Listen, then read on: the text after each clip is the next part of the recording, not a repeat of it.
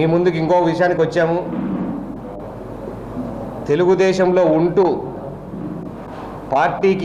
Party ఆదేశాలకు అనుగుణంగా లేకుండా పార్టీకి వ్యతిరేకంగా చేసిన వాళ్ళ మీద కూడా ఉపేక్షించేది లేదు. పార్టీ కూడా గట్టిగా చెప్పింది. పార్టీలో ఉండి పార్టీకి అన్యాయం చేసే వాళ్ళని ఎవరైనా సహించేది లేదని చెప్పున్నారు.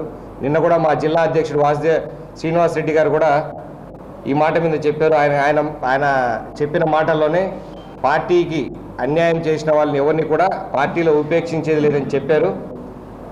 మా కాన్స్టిట్యున్సీలో కూడా కొన్ని అలాంటి పొరపాట్లు జరిగాయి. ముఖ్యంగా కోవటం గ్రామంలో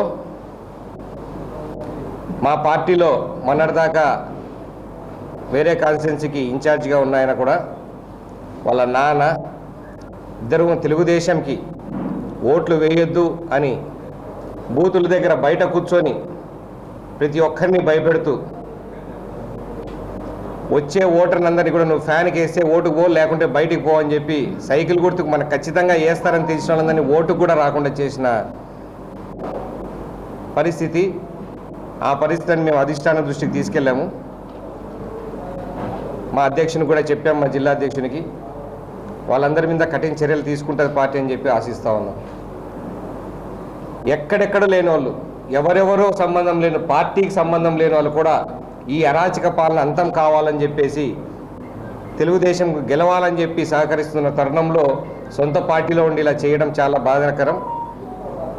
అయినా కూడా మా కార్యకర్తలు ముఖ్యంగా కోగటం గ్రామంలో వాళ్ళ భయాందోళనకు తట్టుకొని గట్టిగా కూర్చున్న మా ఏజెంట్లందరికీ కూడా ధన్యవాదాలు మళ్ళీ తెలియజేసుకున్నాం.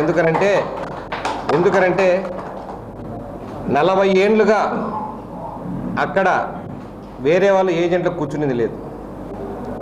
ఎవరున్నా ఆ కుటుంబం నుంచే కూర్చోవాలి. అంత దయనీయమైన పరిస్థితి.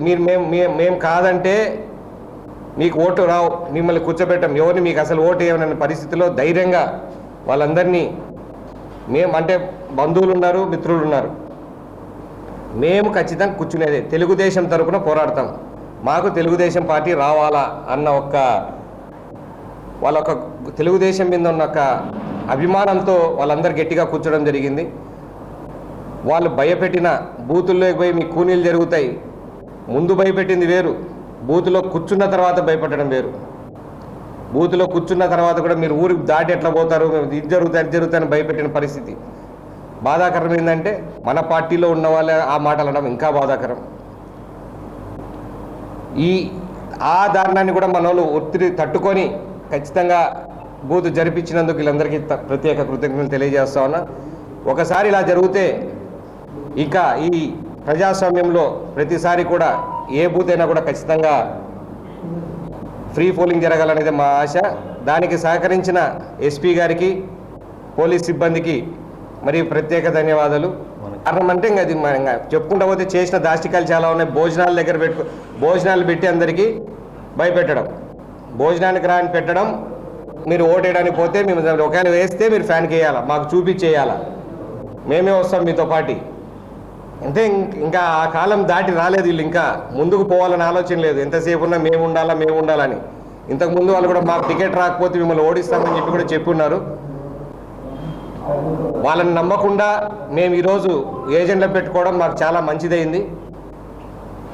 జనాలు కూడా వాళ్ళని నమ్మే పరిస్థితి లేదు, వాళ్ళకు భయపడే పరిస్థితి లేదని చెప్పి పోలింగ్ కూడా 75% పోలింగ్ జరిగింది. కోటంలో కూడా ఫ్రీ పోలింగ్లో మీరు పోలింగ్కి రారు అని చెప్పినారు.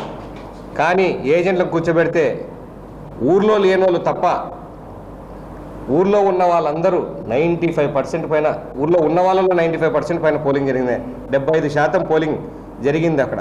ఇప్పుడు కూడా ఇంత స్వచ్ఛందంగా వాళ్ళు ఓట్లు వేసుకుని అది కూడా ఎందుకు లేట్ అయిందంటే వాళ్ళు ఓటు వేసుకోవడం తెలియలేదు చాలామందికి. ఎట్లా వేయాలని చాలామంది ఫస్ట్ టైం ఓటర్లు ఉన్నారు. ఫస్ట్ టైం ఓటర్లు అంటే 18 to 23 years మధ్యలో కాదు, మొదటిసారి బూత్ కాడికి వచ్చి ఓటు వేసిన వాళ్ళు. ఆ పరిస్థితి కాబట్టి కొంచెం లేటుగా జరిగింది. అయినా కూడా పెద్ద ఎత్తున వాళ్ళందరూ వచ్చి ఓట్లు వేశారు కాబట్టి ఎవరికైనా ఓటు వేయని ఆ ఊర్లో ప్రజాస్వామ్యంగా జరగాలని భావించిన విధంగా అందరూ వేశారు. ఇక మీదట తెలుగుదేశం ప్రభుత్వం వచ్చిన తర్వాత ఆ ఊరికి ప్రత్యేక సేవలు అందిస్తాం. ఆ ఊర్లో డెవలప్మెంట్ అనేది ఇంకేమైనా మిగిలింటే మొత్తం మిగతావన్నీ ఇంటింటికి నీటికులే కానీ ఏమైనా అన్ని పనులు చేసే బాధ్యత నేను తీసుకుంటాను. వాళ్ళందరి మీద ఈ వీడియోస్ కూడా ఉన్నాయి. ఎవరెవరో దారుణాలు చేశారు, ఎవరెవరు దౌర్జన్యంగా దిగారో ప్రతి ఒక్కరి వీడియోలు ఉన్నాయి. పోలీసుల దగ్గర అన్ని కంప్లైంట్ చేస్తారు. ఫర్దర్ దాని మీద యాక్షన్ తీసుకోవాలని చెప్పి అందరినీ కోరుకుంటాను. వాళ్ళు కూడా మా దగ్గర ఉన్నాయి అని అన్నారు. ఒకవేళ పోలీసులు వాళ్ళంతకు వాళ్ళు కంప్లైంట్ రైజ్ చేయకపోతే దాని మీద మేము కూడా కంప్లైంట్ చేయడం జరుగుతుంది. ఎవరినైతే భయపెట్టారో వాళ్ళు బూతుల్లో భయపెట్టారో వాళ్ళందరూ కూడా కంప్లైంట్ చేయడం జరుగుతుంది. మాకొక్కటే కావాల్సింది ఏంటంటే పోలీసుల నుంచి మళ్ళీ రక్షణ. వీళ్ళందరి మీద రేపు చంపుతాం, మన్నాడు చంపుతాం, కొడతాం, ఇళ్ళ మీద పడతామని భయపెడతా ఉన్నారు.